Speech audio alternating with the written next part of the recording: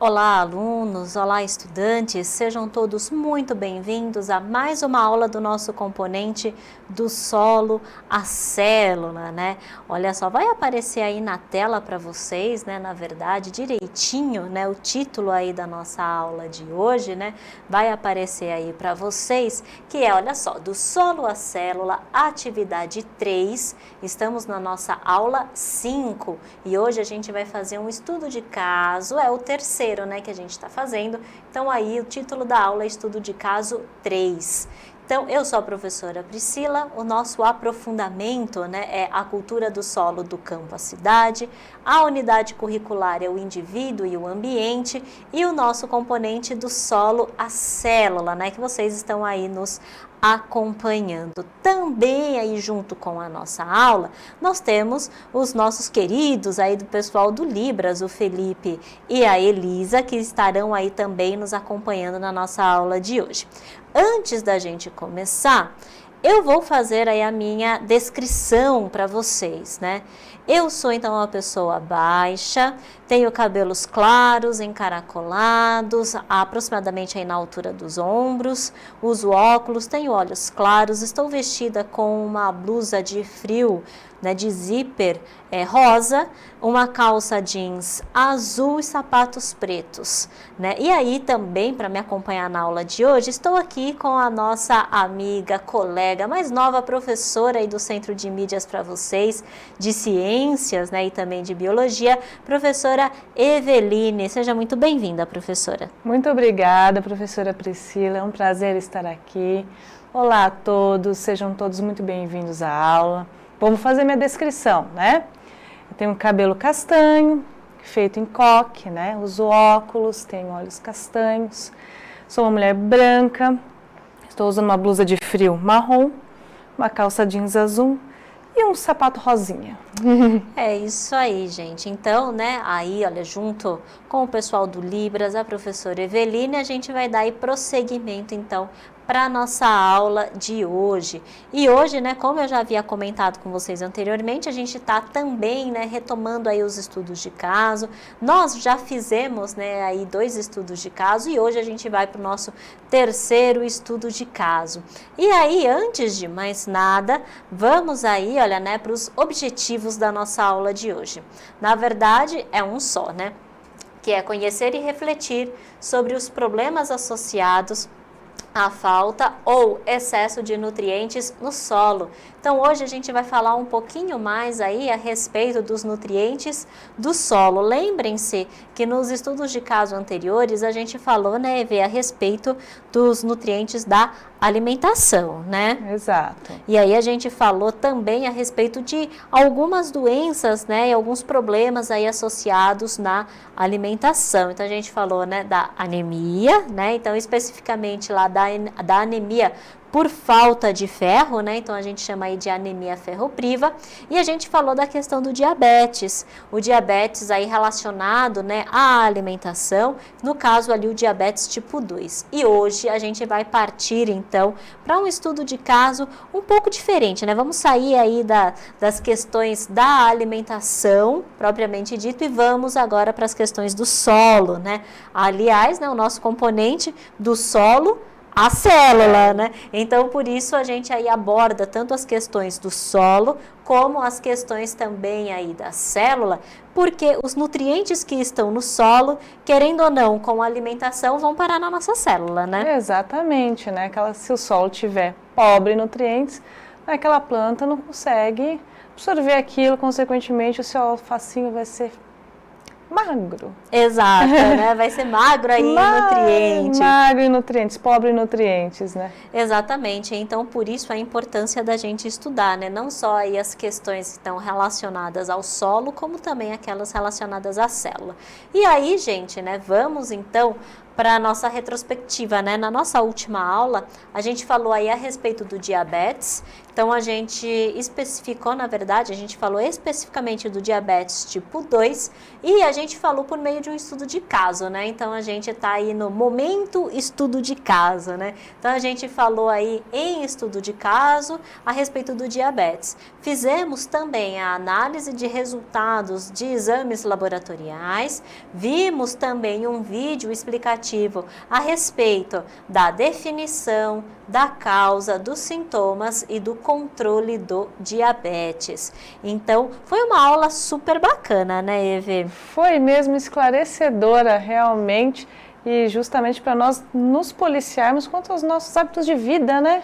Perfeito, muito bem lembrado, né? Não só as questões, por exemplo, relacionadas à alimentação, porque muitas vezes a gente relaciona, né, e vê os diabetes, por exemplo, só as questões relacionadas e exclusivamente à alimentação. Ah, então se eu tenho uma alimentação saudável, pronto, já era, tô livre desse mal. Mas também as questões, outras questões de hábitos de vida, como, por exemplo, o sedentarismo, né? Como, por exemplo, aí, né, o tabagismo.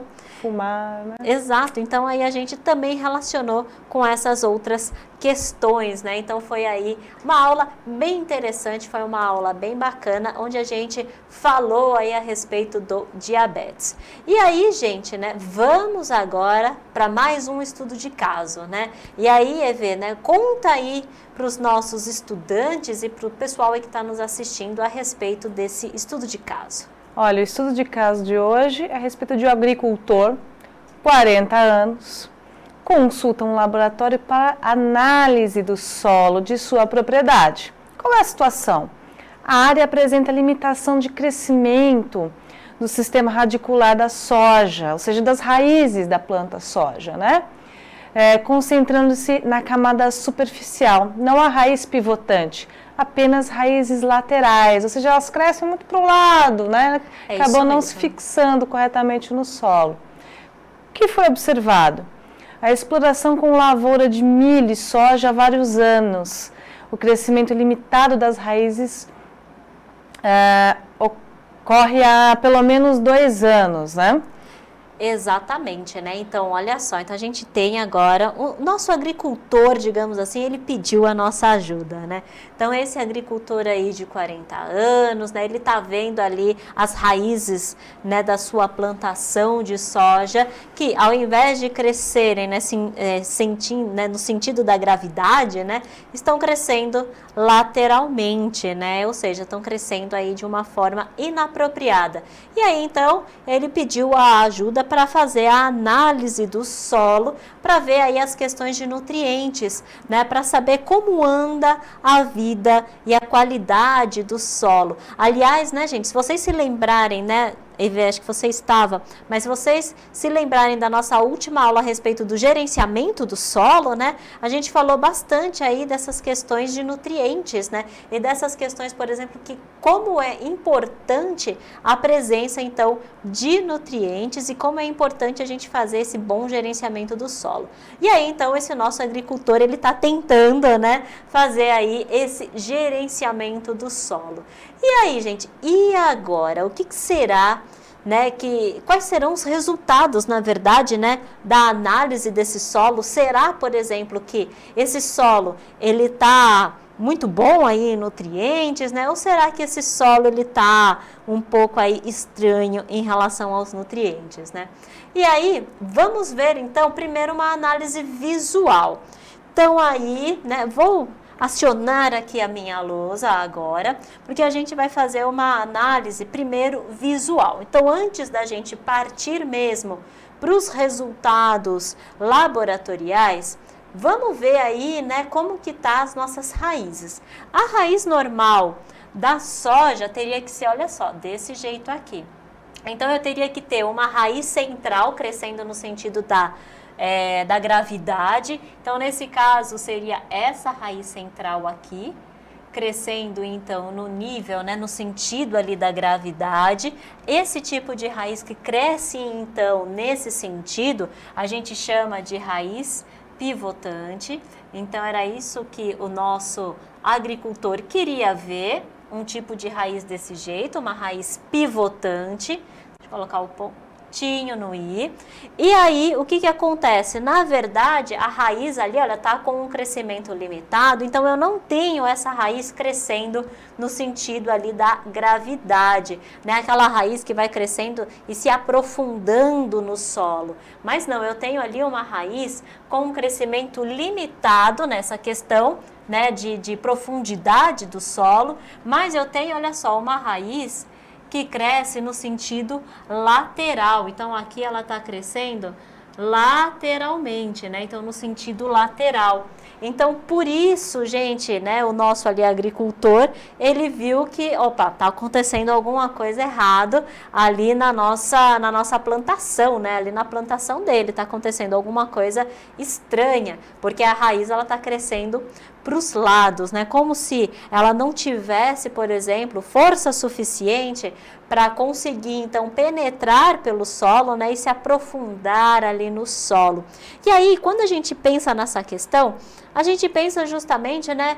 Que tipo, por exemplo, de nutrientes será que estão ali em excesso ou será que estão faltando no solo para que esse solo ele esteja ali tão agregado, né? E tão difícil da raiz penetrar. E aí uma outra questão que o nosso agricultor também viu foi a questão ali da granulometria. Vai aparecer aí para vocês na tela, né? Essa granulometria, quando a gente fala então de granulometria, a gente está falando então nas questões das partículas do solo. O quanto essas partículas elas são pequenas ou grandes e o quanto essas partículas elas estão unidas, estão juntas ou estão separadas. E aí, o que que ele viu, né? O mais importante aqui, olha, os resultados, né? O que que ele viu quando ele fez essa análise da granulometria? Ele viu, olha só, uma camada superficial argilosa, ou seja, é uma camada bem difícil, né, de você conseguir, então, penetrar, e uma camada ali, olha, subsuperficial, muito argilosa, ou seja, né, o que é superficial, que está relativamente difícil de penetrar, conforme eu vou indo para as camadas mais abaixo do solo, eles vão ficando cada vez mais difícil, né, vai ficando cada vez mais difícil então de penetrar. Ela está muito mais argilosa, ou seja, as partículas estão cada vez mais unidas e está ficando aí cada vez mais difícil de penetrar. Uma outra coisa que ele viu também foi a questão da água. Então, olha só, ele viu aqui, olha, diferenças na velocidade da drenagem da água. Ou seja, o que que isso significa, né? O quanto de água que vai permeando ali pelo solo, o quanto de água que vai se infiltrando no solo. Então, quando a gente fala na questão da drenagem da água, seria o quanto de água que consegue penetrar pelo solo. E aí ele viu exatamente isso, esse tipo de diferença, né? Na superfície, a água consegue penetrar relativamente aí bem, só que quando vai chegando nas camadas mais para baixo do solo, como esse solo está se tornando cada vez mais argiloso, ele está ficando cada vez mais compacto, então está ficando cada vez mais difícil de penetrar a água nesse solo. E aí ele ressalta que, olha, risco de compactação, então um risco alto aí de compactação. Isso quem determinou foi, né, o laboratório que o nosso agricultor lá contratou para fazer a análise lá do solo dele. Então, vamos recapitular nessa primeira parte aí visual, né? O que que ele viu, né? Quando ele resgatou, então, uma parte lá, né, do solo e mandou para análise, ele resgatou umas plantinhas lá, né, e principalmente com as raízes, né, da soja e mandou para análise. Então, eles fizeram essa primeira uma análise visual, né, que é o que a gente chama. Então, eles primeiro viram as questões da raiz, ou seja, como que está a morfologia da raiz, a questão de estrutura da raiz. Então, eles viram lá que as raízes estavam crescendo lateralmente, que eu não tinha uma raiz que conseguia penetrar no solo. E aí, eles fizeram um estudo dos grãos do solo, né? Então, os estudos ali da granulometria, ou seja, daquelas pequenas partículas que compõem o solo. E aí, eles viram que tinha uma camada argilosa ali na superfície e conforme eles iam descendo de camada em camada ali no solo, eles iam encontrando essa característica argilosa cada vez mais profunda. Então, as camadas mais profundas também continham cada vez mais argila, esse aspecto de argila. Outra coisa que eles também determinaram a questão da água. Então, eles viram que nesse tipo de solo a água conseguia se infiltrar muito pouco, se infiltrava ali na região mais superficial, mas conforme eu ia aumentando, então, e passando, né, para os outros níveis e para as outras camadas do solo, ou seja, conforme eu ia adentrando as camadas mais abaixo do solo, essa questão da água, né, e essa drenagem da água ficava cada vez mais complicada, ficava cada vez mais difícil. Então, a água ficava com muita dificuldade de penetrar no solo. Isso porque o solo estava ficando, né, também mais argiloso. E aí determinaram que tinha um alto risco de compactação. Essa foi a primeira parte da análise, né, Evê? Então, a gente tem mais coisa por aí, né? Opa, vem mais. Exato, a gente não pode fazer uma análise só visual, né? Então, a gente precisa também fazer uma análise, nesse caso, química. Para saber quais são os componentes que tem naquele solo. Será que tem alguma coisa estimulando essa compactação? Exatamente, né? Muito bem pensado e lembrado, né? Então, quando a gente faz aí a análise química, né, que essa primeira a gente fez uma visual, mas quando a gente faz uma análise química, a gente quer ver justamente isso, quais são os nutrientes, né, quais são os íons, né, que estão presentes ali naquele solo. Será que tem metal também naquele solo, né, um tipo, por exemplo, algum metal, sei lá, que é tóxico para o ambiente? Então, quando a gente faz essa análise química, a gente também está ressaltando esse tipo de nutrientes que estão presentes no solo, né? E não só, né, aquela parte mais superficial, mas também uma parte mais química e aprofundando mais, né, aí a respeito do estudo do solo.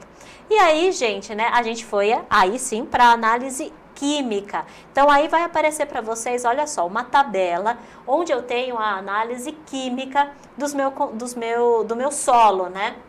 E aí, olha só o que foi determinado, o resultado e o nível de suficiência. Ou seja, esse nível de suficiência, eu diria que seria o meu valor de referência, né? Então, toda vez que eu falo aí no nível de suficiência, eu quero dizer que esse é o meu valor de referência. Então, se ele está, por exemplo, baixo, é que está abaixo do meu valor de referência. Se está alto, significa que está acima do meu valor de referência. O médio diria que ele está assim, tá na média, né? O médio seria o ideal, seria o adequado? Entraria no adequado nesse caso, né? Mas que poderia, por vezes, ser um fator limitante. Isso a gente vai ver um pouquinho mais para frente. Mas olha só, quando a gente vê ali, olha, o que foi determinado, a gente tem então uma série de íons, né, uma série de elementos químicos que foram aí determinados. Então, entre eles, eu vou destacar aí alguns, tá? Então, entre eles, qual que eu vou destacar? Olha só, destaquei aqui o alumínio. O alumínio, então, ele, né, em relação à minha referência, olha só, ele tá alto, né, olha, em relação à minha referência. O que que isso significa? Significa que eu tenho grandes níveis, né, elevados índices de alumínio presente nesse solo. Então, vou colocar aqui uma setinha do lado, né, dizendo, olha, que o alumínio, ele tá alto, né, ele tá para cima. Então, eu tenho altos níveis de alumínio, né, nesse solo. E aí, vou destacar aqui também, olha só, o cálcio e o potássio. Em relação ao meu valor de referência, o cálcio ele está abaixo do meu valor de referência. Então, eu digo aqui, olha, que o cálcio, né, a setinha para baixo, aqui ele está com níveis abaixo do meu valor de referência. Enquanto que o potássio, ele está ali com níveis médios, então eu posso dizer que ele está ali, olha, mais ou menos, né, dentro do meu limite. E ele poderia ser aí o que a gente chama, que é o nosso, né, ele pode vir a ser, na verdade, o nosso fator limitante, né, determinando aí, por exemplo, se a gente consegue ou não ter outras colheitas, né? Se a gente consegue ou não ter outros processos, né, aí acontecendo, e principalmente de soja, outros processos aí de soja acontecendo. E aí, gente, né, um outro fator aí também que eu quero ressaltar aí com vocês é a questão do fósforo. Então, o fósforo também está abaixo ali do meu, né, dos meus valores de referência, então coloco aqui uma setinha para baixo do fósforo, que também está abaixo ali do meu fator, né, do meu nível de suficiência, que seriam aí os meus valores de referência. E aí, gente, né, por que será então, né, que eu determinei esses fatores, né? Eu vi, por exemplo, olha, que existem outros fatores ali também, né? Outros elementos químicos, olha, o cobre, o ferro, o manganês, zinco, o enxofre, né?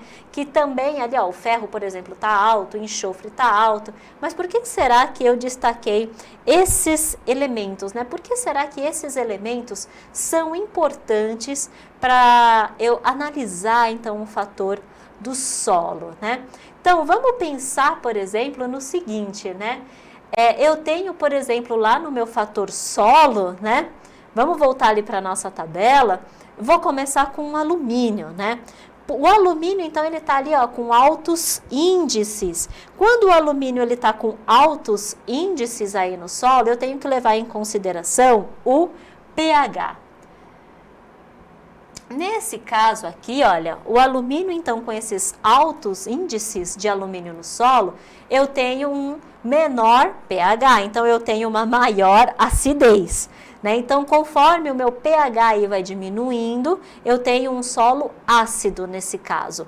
Com um solo ácido, vai ocasionar o que a gente viu lá no começo, vai ocasionar que a gente viu, vou voltar aqui, olha, na granulometria, vai ocasionar isso daqui, olha, compactação.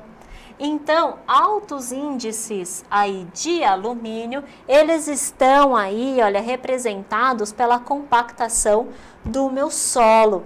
Com isso, então, né, com um solo compactado, eu tenho um baixo aproveitamento e eu tenho uma capacidade menor de armazenamento dos nutrientes. E aí eu vou ter também uma diminuição na fertilidade do solo. Isso por causa, olha só, do meu alumínio que tá alto, né? Tá alto, gerando um pH aí ácido, ok? E aí, quando eu falo aqui, olha, do cálcio e do potássio, eu tenho que lembrar que o meu cálcio ali está baixo, né? Com esse cálcio baixo, ele está indisponível, ou seja, insuficiente para as plantas ali no solo.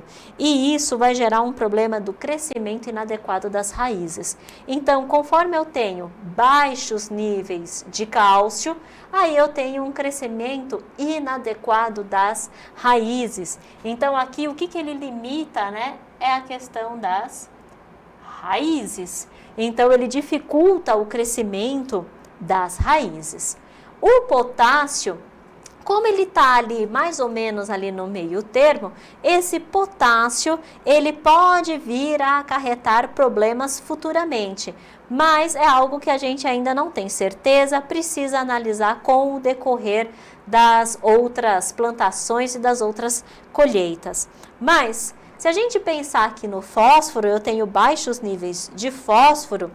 A gente percebe então que esse fósforo ele também é importante para fazer o crescimento da raiz, mas principalmente para promover o crescimento da raiz em profundidade. Então, para a raiz conseguir crescer seguindo ali a orientação da gravidade. Então, esse fósforo, ele estando muito presente nas camadas superficiais ali do solo, as raízes acabam crescendo e buscando esse fósforo ali nas regiões superficiais. Então, por isso, as raízes acabam se espalhando superficialmente e não crescendo em profundidade para alcançar também ali possíveis lençóis freáticos e tudo mais. Então, por isso, né, aqui o fósforo, ele também vai estar relacionado com o crescimento das raízes e principalmente com o crescimento das raízes na lateral. E aí, gente, como que a gente faz, né, para corrigir, então, esses problemas que a análise química demonstrou aí para o nosso agricultor? E aí vai aparecer na tela para vocês algumas formas, né? Então, e agora, né? Como que a gente pode, então, corrigir? Uma dessas formas de correção que a gente chama é a calagem. A calagem vai corrigir ali, ó, os índices de cálcio e principalmente a questão do alumínio.